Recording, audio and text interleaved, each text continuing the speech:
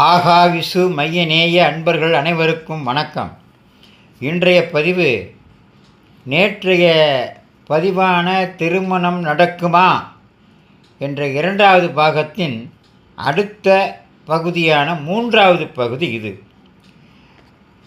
இக்காலங்களில் முழு கிராமங்களும் மறைந்து வருகின்றன. நகரங்களில் உயரமான கட்டிடங்கள் உள்ளன. ஆனால் கூட்டு குடும்ப முறை முடிந்துவிட்டது. முன்பெல்லாம் பாத்ரூம் வெளியில் இருக்கும், குடும்பம் உள்ளே இருக்கும். Attached family, detached bathroom. இப்பொழுது பாத்ரூம் உள்ளே வந்துவிட்டது, குடும்பம் வெளியே போய்விட்டது. Attached bathroom, detached family. ஆமாம், புதிய மருமகள்கள் ஒரே ஒரு குழந்தை மட்டும் வேண்டும் என்கிறார்கள். இதுதான் சமூகமா? உண்மை என்னவென்றால், குழந்தைகள் இனி அன்பின் அடையாளம் அல்ல. மாறாக குழந்தை பெற்றுக்கொள்வது ஒரு கட்டாயம் போல் உணரப்படுகிறது. மிகப்பெரிய தவறு பெண்ணின் தந்தையுடையது.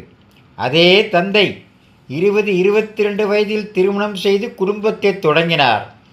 இப்போது அதே தந்தை தன் மகளுக்கு 30 வயது வரை திருமணம் செய்யாமல் வீரத்தை காட்டுகிறார். விளைவு, ஆண்களும் பெண்களும் மன அழுத்தத்திற்கு செல்கிறார்கள். இன்று பிள்ளைகளுக்கு சரியான நேரத்தில் திருமணமும் ஆவதில்லை, சரியான நேரத்தில் வேலையும் கிடைப்பதில்லை. சமூகம் படிப்படியாக சரிந்து வருகிறது. அதனால்தான் பிள்ளைகள் சமூகத்துடன் வாழ்வதை விட தனியாக வாழ விரும்புகிறார்கள். அதாவது தனி குடும்பங்கள். குழந்தைகள் வேண்டாம் என்கிறார்கள். தாமதமாக திருமணம் செய்வது, தாமதமாக குழந்தை பெற்றுக்கொள்வது, பிறகு ஒரு குழந்தைக்கு பிறகு மருத்துவ மற்றும் வளர்ப்பு பிரச்சனைகள் என்று சாக்குப்போக்கு சொல்வது, இது சாதாரணமாகிவிட்டது. ஆயிரக்கணக்கான இளைஞர்களும் இளம்பெண்களும் வயதான காரணத்தால் திருமணம் ஆகாமல் அலைகிறார்கள். சமூகத்தின் பெரியவர்கள் மௌனமாகவே இருக்கிறார்கள். திருமணம், குடும்பம், குழந்தைகள் எல்லாம் சுமையாக பார்க்கப்படுகின்றன. திருமணம் என்பது உலக பந்தமல்ல. அது வீடு, குடும்பம் மற்றும் சமூகத்தின் தூண்.